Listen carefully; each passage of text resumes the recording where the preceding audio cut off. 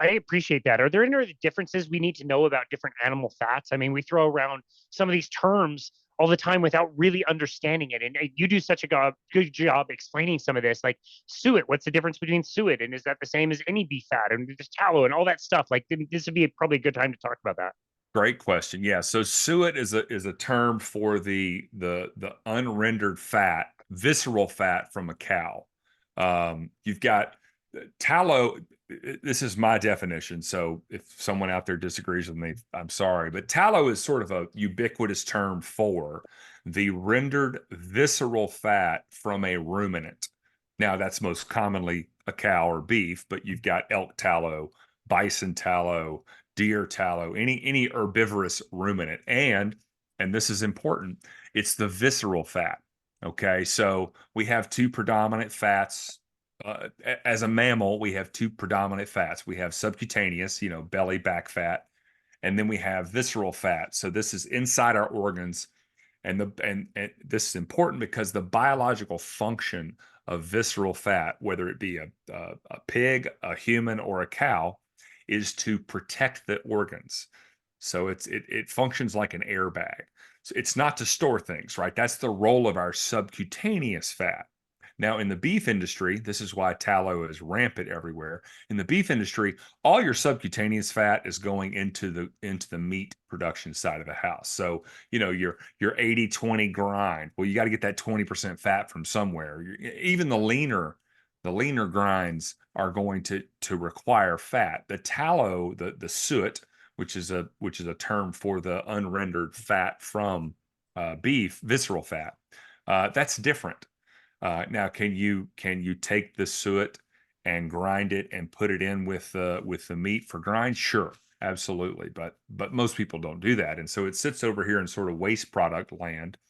Lard, just to keep on this thread, if you hear the term lard, that is unique to a pig. So, cow, ruminant, herbivore, multi-chambered stomach, utilizes fermentation for it to metabolize its diet. Over here, in food production land, you've got two predominant monogastric omnivores: pigs and chickens. Chickens are the most recent addition to our culinary delights. 100 years, go back to 1910 again. We didn't have fried chicken or barbecue chicken. You, Right. you had a spent hen or a couple of spent laying hens, or an ornery rooster that gets its head chopped off every now and then. There were hardly any meat on these birds, and it's old and it's tough, and so you'd throw it in a pot and make chicken soup, coq au vin, whatever culinary delights you wanted to. Um, pigs we've had as a primary food stuff for much longer, but they're monogastric omnivores.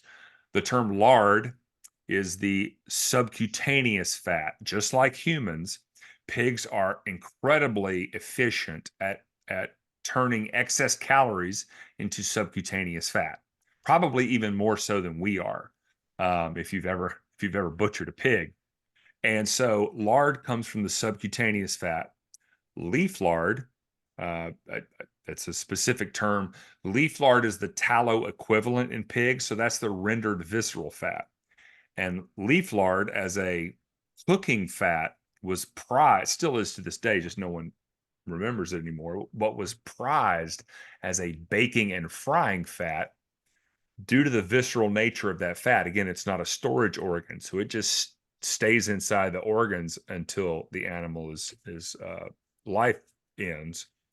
But it doesn't store any, it's odorless and it's colorless, right? So it doesn't impart any flavor or smell to your pie crust or your, you know, fried steaks or anything like that. And so it was a prized fat for baking and frying because it didn't pass on. Lard doesn't smell bad. Everyone thinks it smells like bacon fat. Um, that's bacon fat, which is sort of lard, not really. Um, but yeah. So three fats: tallow, technically four fats. You've got this beef fat, subcutaneous beef fat over here, but you don't see it utilized in any consumer products outside of the fat concentration in, your ground beef, or, the fat cap on your ribeye, if you will. Gotcha. Okay, that was super well explained. And that reminds me of something I wanted to ask you on the consumption side of things. You hear this from time to time from certain people, and some people say it's a really big deal and you need to pay attention to this. Other people say the numbers are so low, it's not that big of a deal. But you often hear that consuming pigs, pork, and also chickens is a little bit more precarious because you're going to be consuming more omega-6 fats, and it's going to be higher in, I believe it's linoleic acid, and you should really kind of avoid that. Other people say you don't need to worry about it because it's such a small amount. How do you think about that? Well, I have a couple of thoughts on that. We're talking about the PUFA argument, these polyunsaturated fatty acids. Yep. So we've been eating pork in mass for a very long time.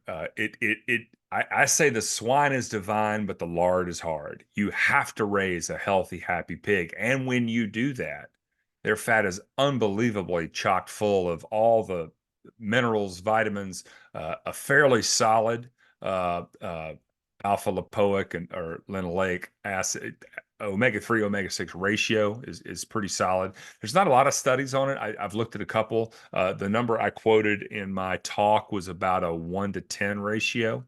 Okay. Um, I'll go back to sort of the biohacking stuff we were talking about before. I get that, but in a world where kids are eating Fruit Loops and cereal for breakfast and orange juice, and chasing that down with a bagel, like, don't come at me with pork and chicken being bad.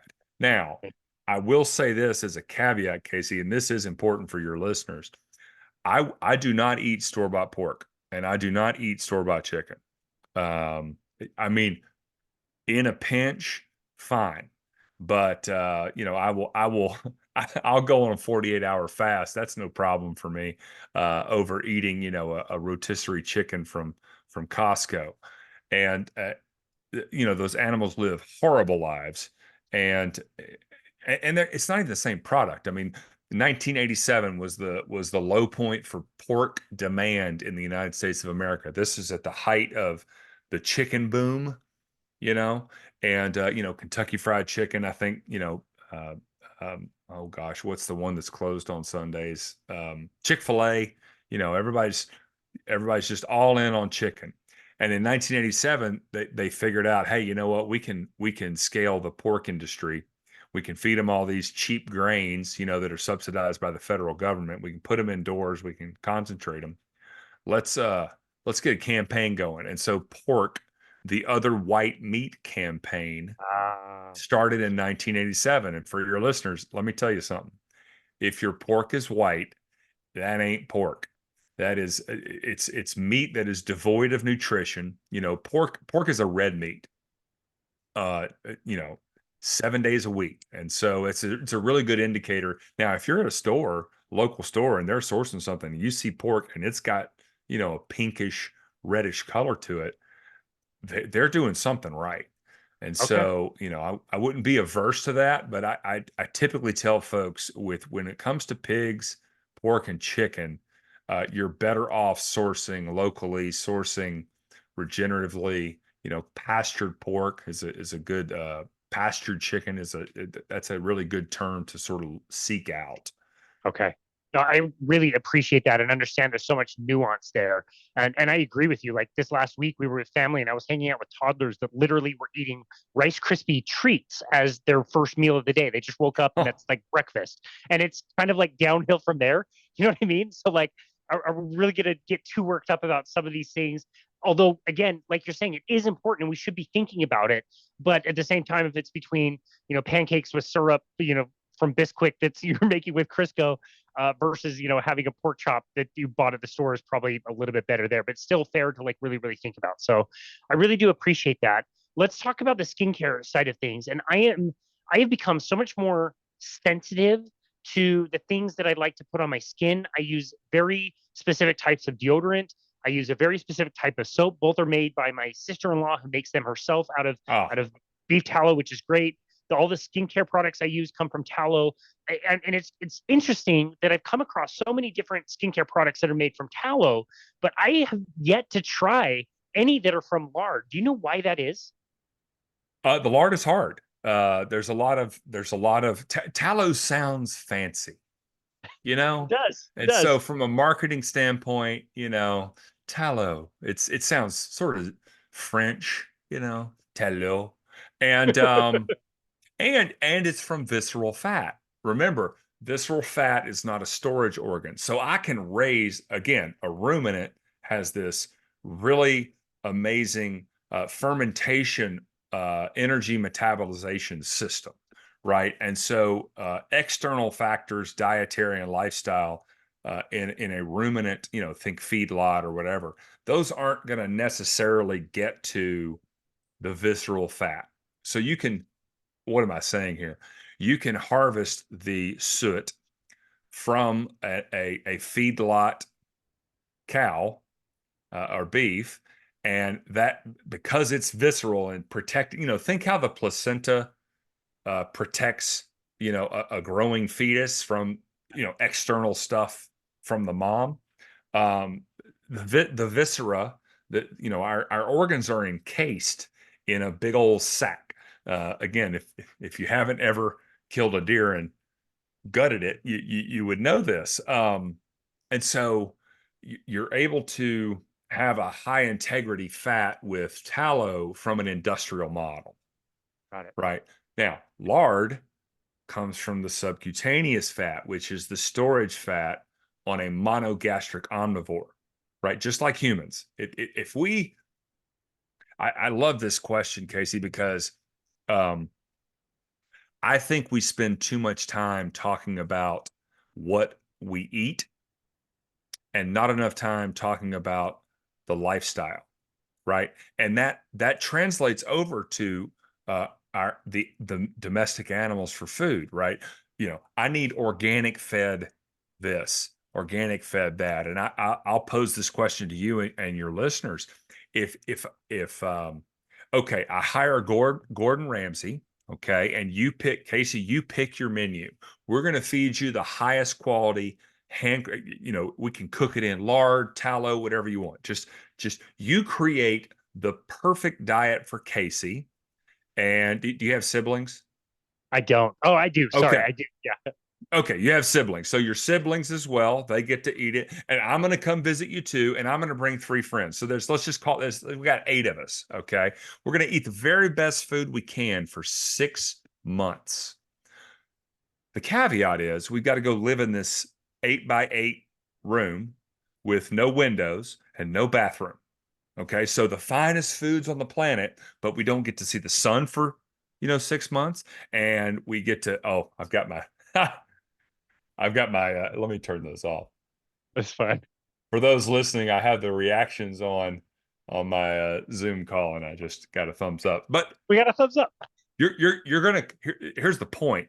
Feed you the best food on the planet. You can exercise in there, but you're gonna have to figure out which corner of the room y'all want to use the bathroom in, right? And you're gonna come out of that room in 6 months sicker than a dog if you last 6 months. That is the industrial food system.